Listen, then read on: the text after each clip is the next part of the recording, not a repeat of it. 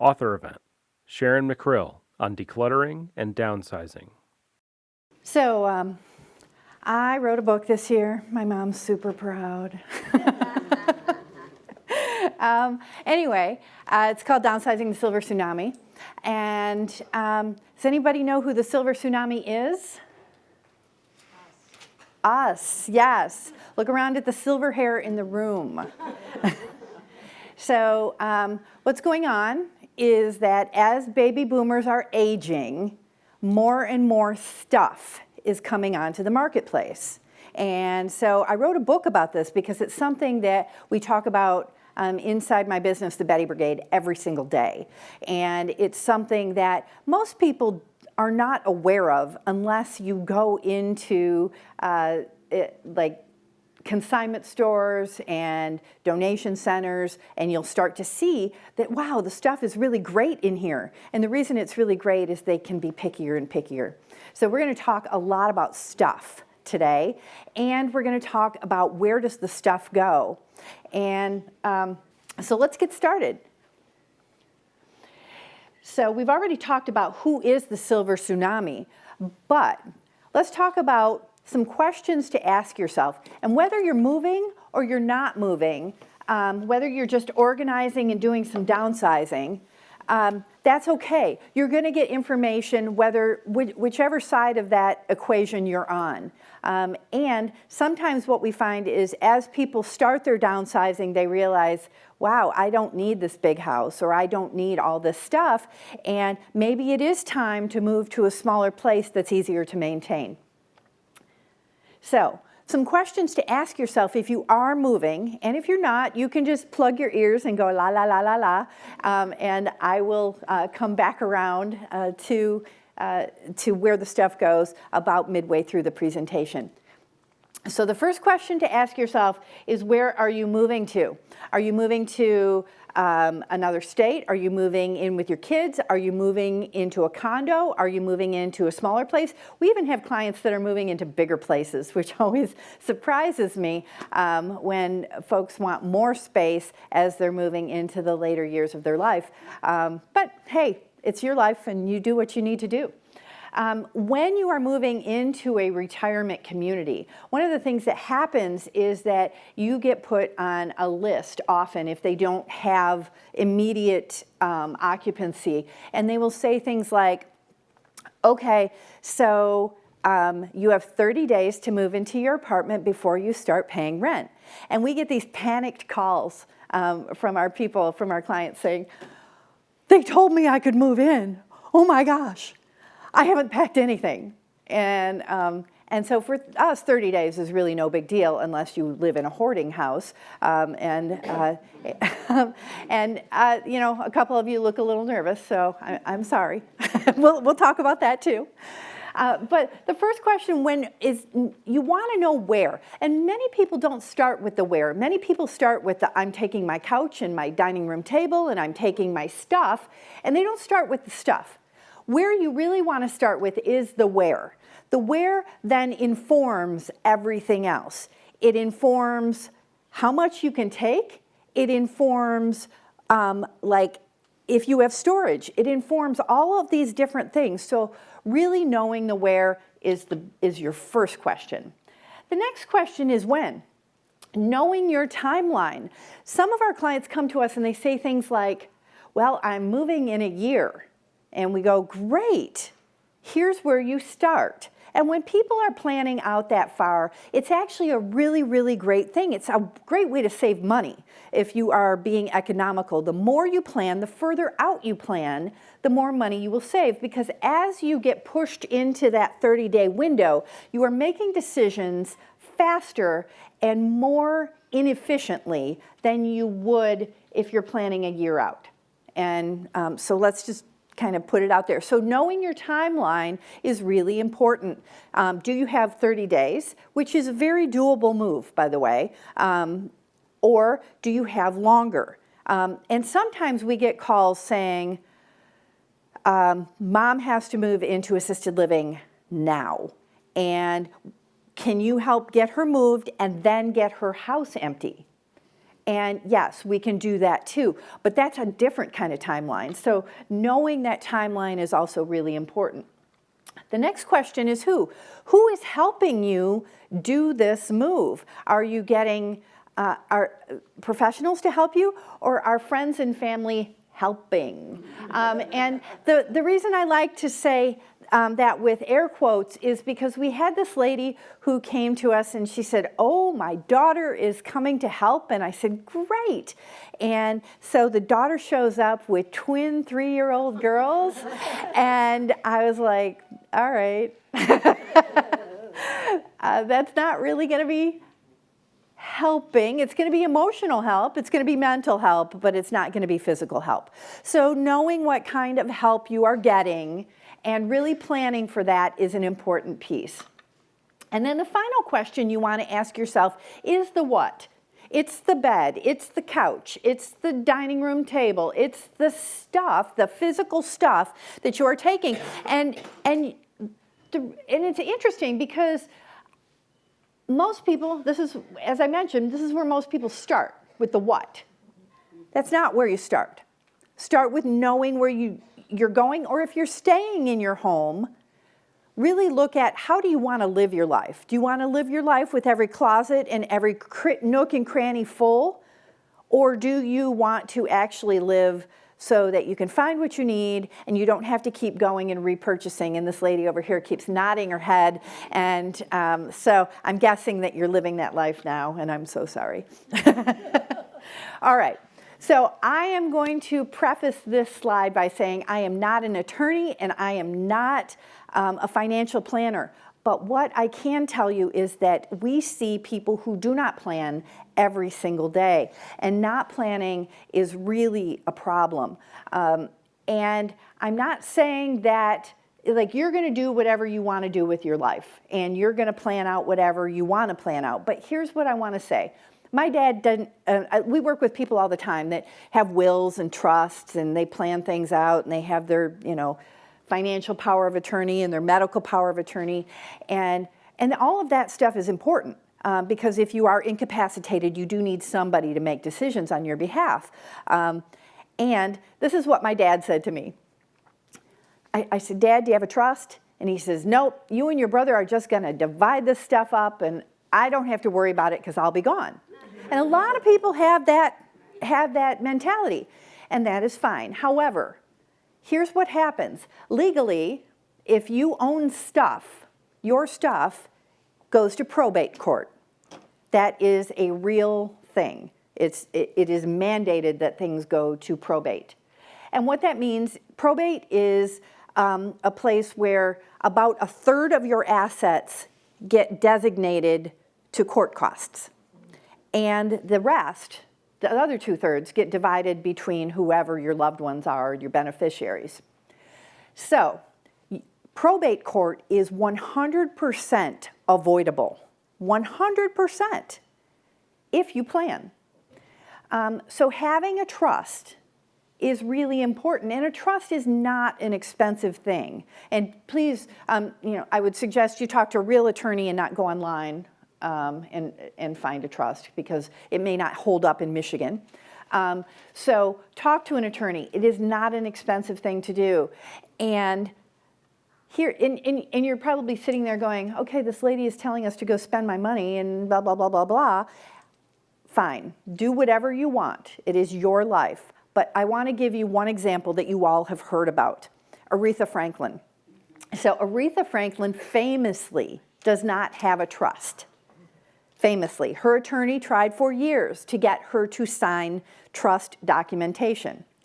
And at last check, the last time I checked this out, $11 million of her trust is going to probate costs. Okay? So just imagine for a minute, because that could have been avoided, what $11 million could have done in the world. To one charity, to 11 charities, to 22 charities, to her family. And the other thing I want you to think about is that during this process, if you pass away or if you're incapacitated, your family is grieving. they're dealing with medical issues, and they have to go to probate court? Think about that. So I'm not saying, you do whatever you want to do. I'm just saying that I see this on a regular basis. And I would strongly suggest that you talk to an estate attorney about what it means to have a trust, because this is entirely avoidable. Okay, enough about that. Let's talk about something happier, like compulsive shopping. So I love this picture. That is a whole lot of pink and a whole lot of Hello Kitty. And some of you may look at this picture and say, oh, that's a hoarder. Well, that's a hoarder. And compulsive shopping can lead to hoarding. There are many, many compulsive shoppers that just keep shopping and shopping and shopping, and it ends up looking like this, or more. We had one house that we walked in the house, and you could not even, there was this archway when you first walked in that led to the living room, and across the entire, like at shoulder length, there was just stuff stacked. Apparently, as we unburied it, there was a couch and a chair and several lamps and tables and a fireplace that you could not see. That's how much stuff was in this house. And there's a couple of folks shaking their heads in the room, but there are hoarders in your neighborhood. Watch for the people who never invite people in. Watch when they open up their garage. Watch. You'll see it. It's there. Okay, so I'm just going to tell you a little bit about me, because when I take these slides out, I get asked anyway. So I started this business in 2003 when I got downsized from my corporate job. I used to work at Borders, and I was in an early round of layoffs, about 10 years before they closed. And so I had some bounce back. I was able to really kind of find my way, and Borders really treated us very, very well. And my parents and grandparents both owned their own businesses, and I always thought, wow, they work really hard. I don't want to do that. But here I am. It'll be 17 years that we've been running Betty Brigade, starting in March, and so apparently I do like it. I'm a U of M grad, and we're regularly featured in press. And the reason I mention that is not to brag, but to say that we are experts. We are recognized experts in what we do. And we do this every day. And it's always interesting to me when we go into people's homes and they say, well, I want to do it this way and I want to do it that way. And we say, great, we can, but that's going to add more money to your bill. And they say, why? And I say, because of this or this or this. And I say, you have to remember that there actually is a process to doing this most efficiently and to keep your costs down. So just know that that's something that we know how to do. And my team are trained extensively on how to do this for you. We are, of course, bonded and insured and background checked at the federal, state, and local level. So what exactly do we do? Well, you don't hear peace and ease around relocation or organizing very often, because death, divorce, and moving are the three most stressful things that can happen. And often we are working with clients that are moving because there has been a death. And so we're working with some stressed out people. So we know how to manage that. We coordinate all the repairs and services. Think of us as project managers for your move or for your organizing. We don't just take away the stuff, but we're also helping you bring in vendors that you might need. Cleaners, painters, landscapers, trash haulers, donation services, consignment dealers. And we're going to talk about all of those as we go further into the presentation. But we are kind of a one-stop shop, and we help you figure out all the stuff you need so you aren't making the phone calls. The other thing I want to mention is that we help you recoup those costs, and we never, ever take a percentage of sale. That's just not part of our business model. We do charge an hourly rate, and that's how we work, but anything that is sold on your behalf, The consignment dealer takes their cut because that's how they make their money, but the rest of it goes to you. We're not taking any percentage. We're just bringing in the right vendors for you, and we're matchmaking. That's how we feel is the best way to work. And there are other companies that do it differently, and that is their business. It's just not our business model. So here's some examples, and this is a hoarder garage. You can see that it is snowing. It's quite full, and the reason I show you this picture is it took us 2.5 hours to open this big garage door because we had to come in through the side, and we had to pull all the stuff out of the small door, you know, little small side garage door, and we had to work our way across the front of the garage, pushing stuff back so that, because there was so much stuff jammed up against the big door that it wouldn't open. So apparently a couple people in the room have that same garage. They didn't have a basement. They didn't have a basement. Well, this house did have a basement, but this is, so you can see that there's snow flying, and it is very snowy and cold. And you can see that this is the next step. This is prep for sale. So what we've done is we've removed the stuff that absolutely will not sell. The trash, the broken stuff, the stuff that is moused. Because this is Michigan, and mice do move into our homes in the wintertime. No matter how secure your house is, they find their way in. Especially in garages. And then you can see down here on the lower level or on the lower part of the slide that it's green, it means it's spring, and now you can tell that this really is a 2.5 car garage. What you can't see is that in the rafters of this garage were newspapers all the way across 2.5 cars, and they were newspapers from the 70s. The lady was a paper hoarder, and we're going to talk more about her paper hoarding in just a minute. But so she put all this newspaper up there, and we actually had a periodical expert come and check it out just to make sure that it wasn't important. It was not.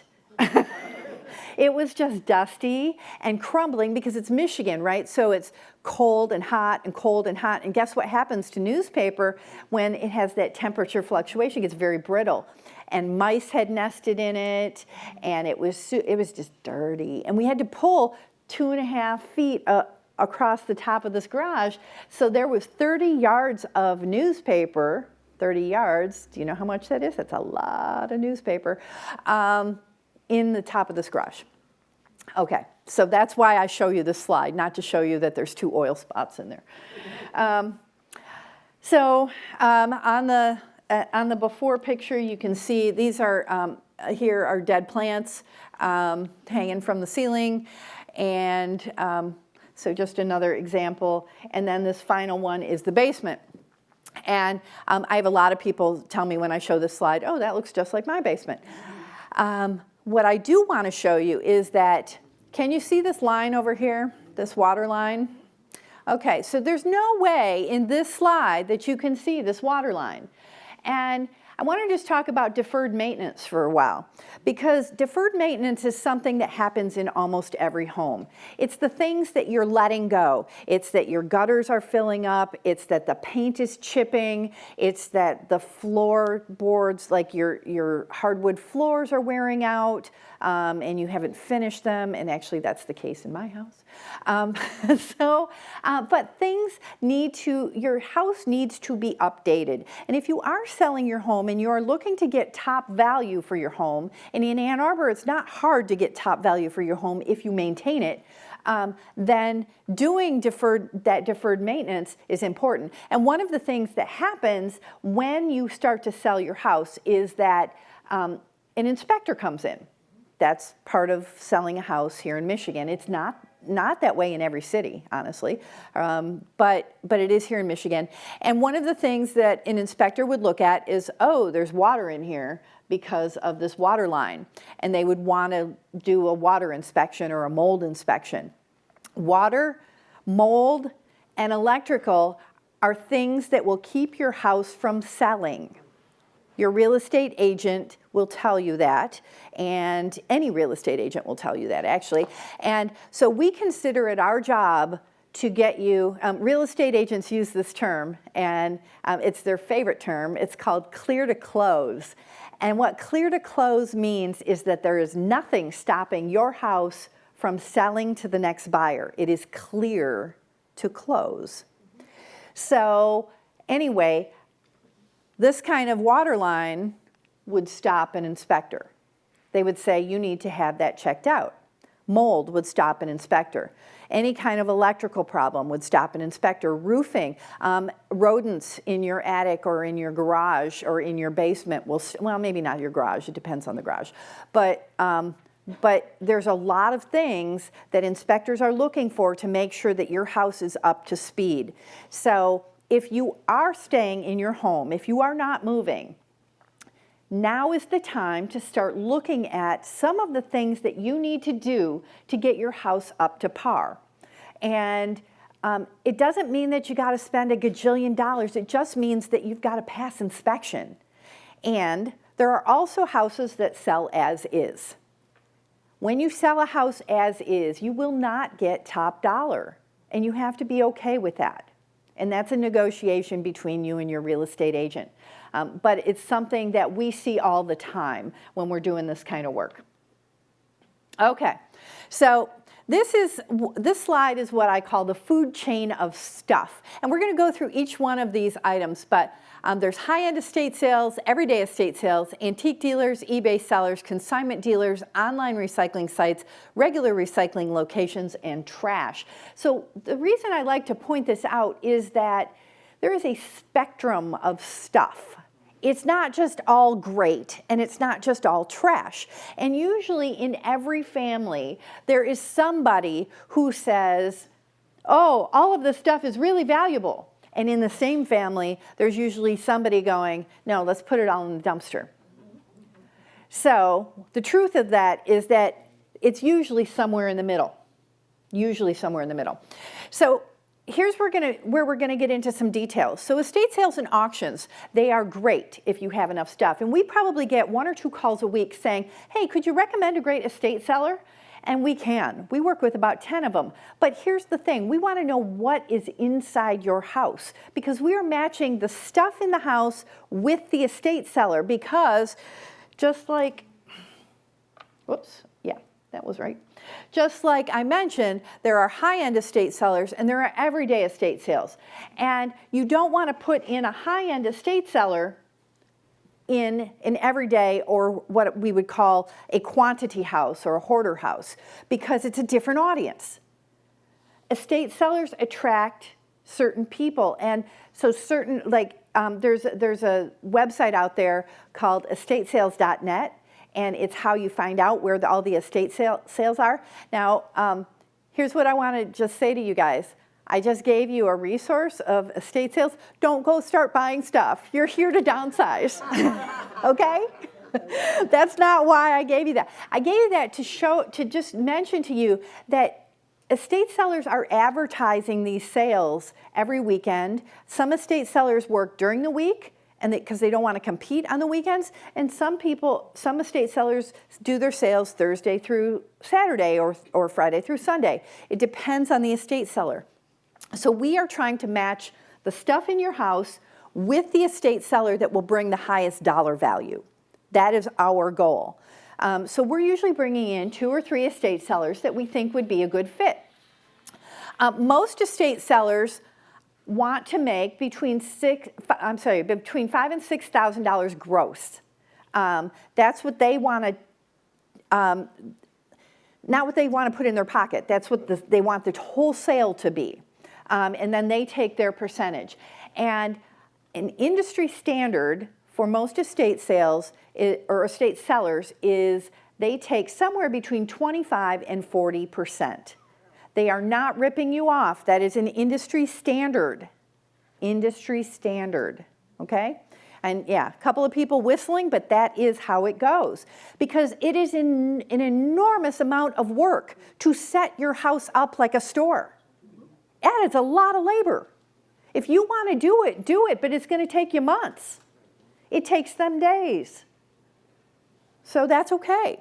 So you also want to know what they specialize in. And auctions are a whole different animal. So auctions, how many of you have been to an auction? Okay, a bunch of you, good. Auctions tend to sell things in lots. So it might be like a set of china or all of the vases or things like that. So they sell things in lots. But when you go to an auction, they are often also selling big ticket items like tractors and cars and big lawnmowers, riding lawnmowers. And auctioneers, what they really want is to sell your property. They want to, because most auctioneers have a real estate license. So that's the difference. Estate sellers usually don't have a real estate license. Some of them do. And auctioneers typically are licensed to sell real estate. And they don't want to do your sale unless there's a house or a lot of big ticket items involved. So auctions, so when an estate sale is 5 to 6, an auction wants 15 to 25,000. Okay, so it's a higher ticket kind of thing, and it doesn't mean that you don't have high ticket things in your house. It just that's one of the things that we are assessing when we're going through a house and kind of looking at is it an auction? Is it an estate sale? We just recommended that somebody who has 5 acres of property just on the outside of Ann Arbor, they have an enormous amount of collections. They have a collection, I've never seen this before, they have a collection of more than 150,000 postcards. Postcards. Imagine that. And they're all cataloged and they're all in little file drawers. It's all organized. It's very nice, but that's a lot of postcards. All right. So garage sales, yes, you can have a garage sale. Yes, you can do this yourself. But here is what will happen is you will spend weeks clearing out your closets and your attics and your basements, getting rid of the stuff that you are not interested in keeping, and you will park outside your garage for probably at least a month while you're setting up your garage sale. And then you will price everything out, and you will borrow some tables from your neighbors, and your neighbor will say, oh, what do you need a table for? And you say, I'm having a garage sale. And they say, oh, can I put some stuff in your garage sale? Right. Right, and you go, okay, fine. So you have your garage sale and you've advertised it and you put the signage up and it's Friday morning and you open up your garage and there's a line of people and you're doing great and you have a great day and you sell $600 worth of stuff and you're like, yay, I'm doing great, right? And then the next day, you get up and you're like, okay, we're gonna sell another $600. And you open the garage door and it's pouring rain. And you go, oh, maybe not. Let's see what happens. And 3 people show up. And you sell $25 worth of stuff. And you go, oh, okay, not the $600 I was hoping for. Then Sunday comes, it's the last day of your garage sale, and that's the wheelin' dealin' day, right? That's when everybody wants the deals. And they're gonna come in and they're gonna go, I really wanna buy your priceless Ming vase. And you say, or you say, this is a priceless Ming vase, and they say, no, ma'am, that's a travel mug. Mm-hmm. And you say, but I paid $500 for it. And they say, I'll give you 25 cents. Mm-hmm. And you say, how about 250? And they say, no, I'll give you 25 cents. It's a travel mug. So think about it from that perspective. Garage sales typically don't make money, and the donation centers, especially donation centers around Ann Arbor, do not want your garage sale cast-offs. So if you are donating after a sale, you have to take all the tags off. Because if they pull up and they see tags on your stuff, they will literally look at it and say, oh, it didn't sell in your sale? It's not gonna sell in our store. They aren't interested. They will take all of it, the stuff you wanna sell and you don't wanna sell, but they don't want your leftovers, because if it didn't sell in the garage sale, it really won't sell in their store. Okay, consignment dealers. We have some amazing consignment dealers here in the Ann Arbor area. Treasure Mart is one of them. How many of you have worked with Treasure Mart? Treasure Mart is terrific. How many of you think Treasure Mart is really picky? There's a reason for that. That's why people go shopping there, because it's not a bunch of junk. It's actually nice stuff, right? So that's what I mean by consignment dealers being picky. And Westside Consignment has recently changed hands back to, someone bought it and the original owner bought it back again. So Joe Grammatico is now back, if you guys know who Joe is. Anyway, so Westside Consignment has 2 locations, one here in Ann Arbor and one in Jackson. Consignment dealers take all different kinds of things. You want to know what they specialize in.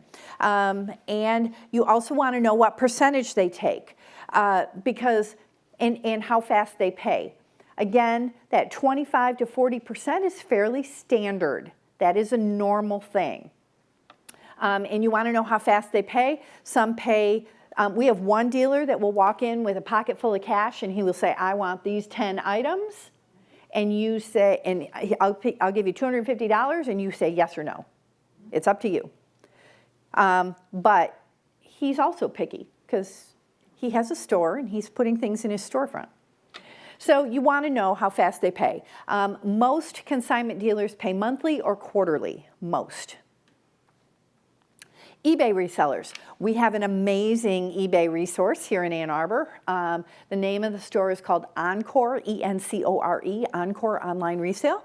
She used to have a storefront and she actually closed it because she realized that she wasn't getting any foot traffic. She just went into people's homes and took away their stuff and sold it on eBay. But she is very reputable. Carol is the name of the owner there, and she's terrific. She is currently booked out about a month right now. So, so if you are looking to sell things, like for example, if you are trying to sell your Christmas village, you have missed the window. It's already, what's today, December 7th. If you had put it on the market in November, you would have been on target. So right now, consignment dealers are starting to, they're clearing out the Christmas stuff, they're clearing out the winter stuff, and they're starting in January, they start taking spring stuff. So, so just realize that they're often working a quarter ahead in terms of the season. Antique dealers, you really want to know their reputation. You want to know who you're talking to and what do they specialize in. Everybody specializes in something different.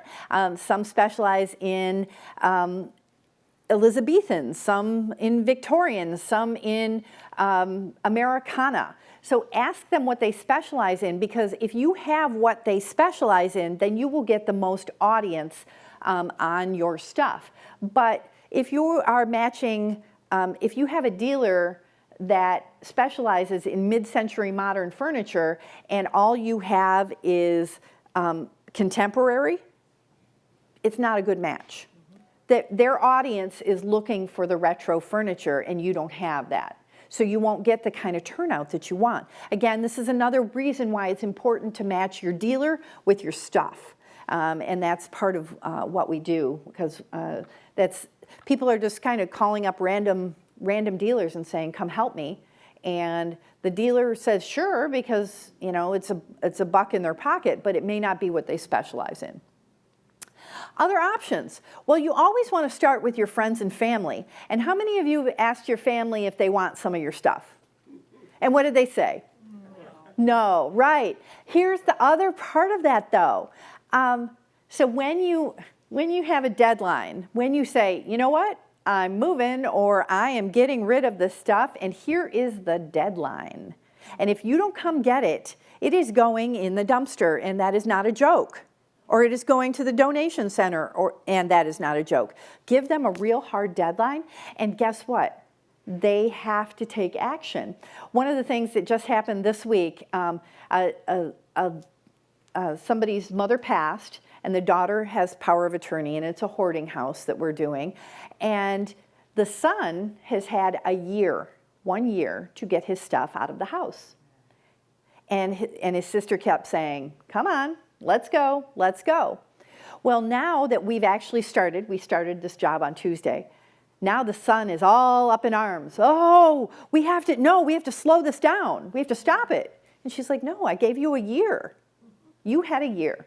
So when you start giving people deadlines, chances are those folks who have told you no will go, well, wait a minute, maybe I'll come take a look. So don't just take their no at face value, because when you actually start letting go of the stuff, people often change their minds. Donation services, well, the nice part is it's going to get used by somebody. But donation services are getting pickier and pickier and pickier because of the baby boomers and the glut of stuff, the silver tsunami. And so what is happening is that we live here in Michigan, right? And here in Michigan, Michigan is a manufacturing state, so there is a lot of furniture, a lot of big brown furniture. Big brown furniture. All right, y'all have big brown furniture in your houses because you're laughing. And you don't see a lot of big brown furniture in Florida. It's lots of wicker.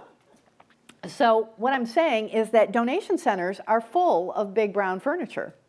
And if you want some big brown furniture, or if you know somebody that needs some big brown furniture, maybe they're just getting started, good, solid furniture, donation centers are a great place to go buy it. Get a great deal, or estate sales are another great place to go buy it.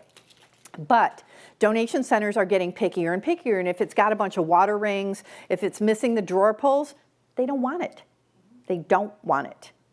And you're like, this is what we hear from our clients. But it's perfectly good. It's a good piece of furniture. It still works. Yes, of course it still works, but it's not on par with what's in the donation center. The donation center is picky, right? Mm-hmm. They don't want the stuff that's all dinged up and banged around. They're just not interested.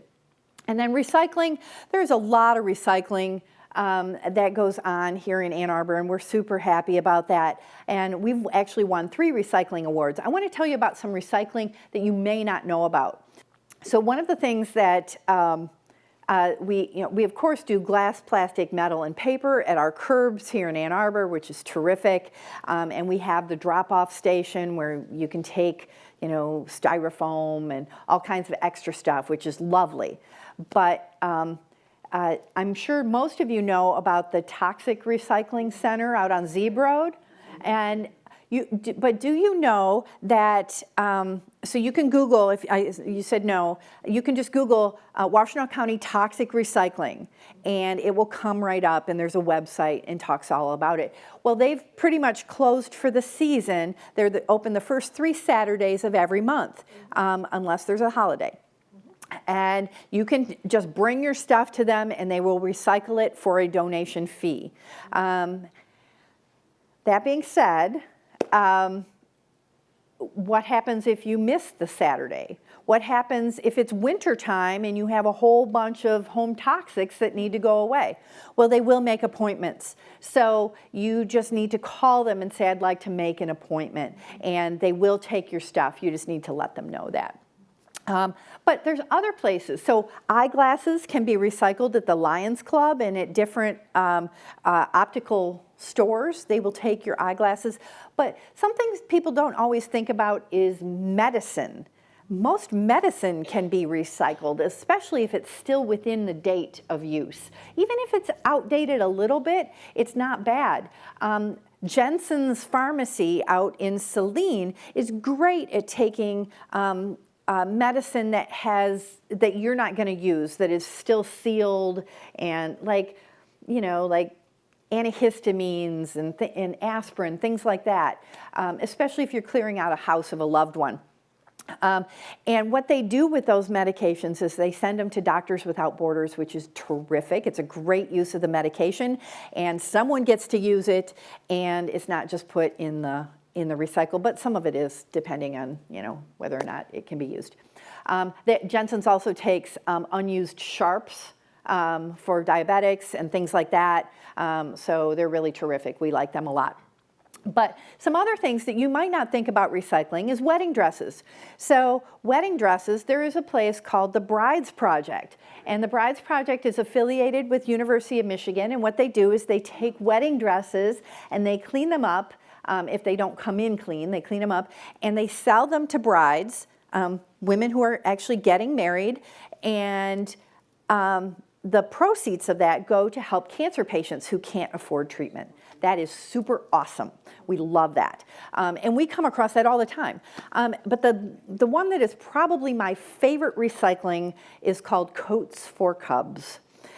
So Coats for Cubs is, Because we live in Michigan, there's there was fur trapping here back in the day, and a lot of people have fur coats when we're clearing out their homes. And what we see is that the fur coats are not properly stored, and so the pelts start to come apart. They dry out if they're not properly stored. So what do you do with that? Because basically the pelt is shedding and it's falling apart, and donation centers are not interested in it. Well, that being said, if it is falling apart, there is this organization called Coats for Cubs. So if Mama Bear or Mama Fox or whatever, Mama Raccoon gets hit by a car, if there are babies, they go and rescue the babies, and they found that the babies they recover better sleeping on real fur and can be returned back to the wildlife more easily when they sleep on real fur. And if the fur coat is falling apart anyway, who cares if it gets ruined? So that's a super cool way, and it makes your heart happy that your fur coat that's falling apart is going to go help baby animals. Yay. That's a good thing.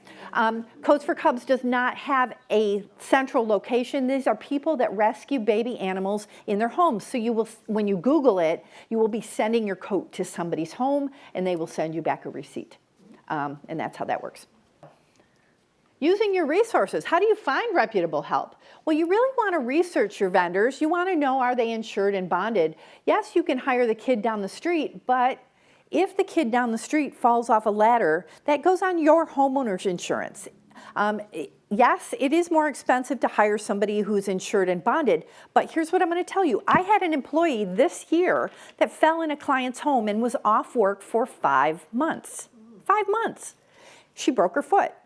And that did not go on the homeowner's claim. That went on my workers' comp claim, because that is the cost of doing business sometimes. And if she had fallen in your home and I did not have that insurance, that would have gone on your homeowners. So that's the kind of thing that you need to be aware of, is paying attention. Yes, you can hire the kid down the street, but if they fall, if they are hurt, if they are injured in any way, that's on you, because they aren't insured. You also want to know what they specialize in. You do not want your plumber fixing your chimney. That is not what they're good at. Who needs to be hired? Well, which vendors are right for your project? Once we're able to walk through and create a plan for you, you can decide what you want to do in your next steps. And are friends and family helping, or are they helping, right? Okay. Also, here's a shameless plug. My husband is sitting at the back of the room helping me sell books, and he's in charge of our handyman division. If you need some of that deferred maintenance done, we have that as part of our company. And it's small jobs, it's big jobs, all different kinds of stuff, but you just call our normal office. And what is the cost of this? Well, that depends. Because 10 years of stuff is way different than 50 years of stuff. And a minimalist house is way different than a hoarder house, right? It's way different. So you really want to know, are there specialty items? Coins, stamps, guns, jewelry, art, books? We have dealers for all of those things. We can pick up the phone and call any of our dealers and say, yes, I need you to come assess this, or a client is going to be calling you about this, this, or this. And they take great care of our clients. Who's doing all the work? Is it professionals? Is it you? Is it friends and family? Is it friends? What happens in that work zone, and who's designated for it? And can you make money by selling some of those unwanted or unneeded items? And if you haven't touched it in 10 years, you don't need it. Thank you. This program was recorded on December 7th, 2019 at the Ann Arbor District Library.